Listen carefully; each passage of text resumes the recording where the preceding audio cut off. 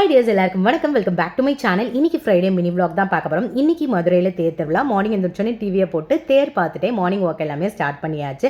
நீங்கள் அரிசி கழுவின தண்ணியை கீழே ஊற்றுறீங்க அப்படின்னா இனிமேல் அந்த தப்பை பண்ணவே பண்ணாதீங்க.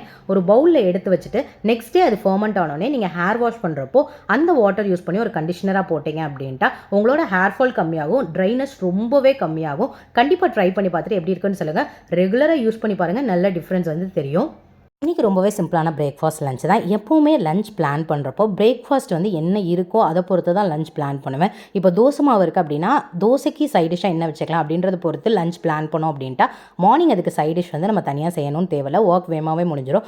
அப்படி இன்றைக்கி வெள்ளைப்பட்டாணி குருமா வச்சனால தோசைக்குமே அந்த குருமா வந்து ரொம்பவே சூப்பராக இருக்கும். அதனால் 2 வேளையும் ஒரே தான் முடிச்சாச்சு. அப்புறம் தொட்டுக்கிறதுக்கு வந்து பொட்டேட்டோ வந்து மசாலா மாதிரி பண்ணியிருந்தேன். எப்போவுமே ஃப்ரை பண்ணுவேன், மசாலா மாதிரி எனக்கு பண்ணியிருந்தேன். டேஸ்ட் ரொம்பவே சூப்பராக இருந்தது. அதோட ரெசிபி நம்மளோட சேனலில் அப்லோட் பண்ணியிருக்கேன், பாருங்கள். பாய். நாளைக்கு இன்னொரு vlogல பார்க்கலாம்.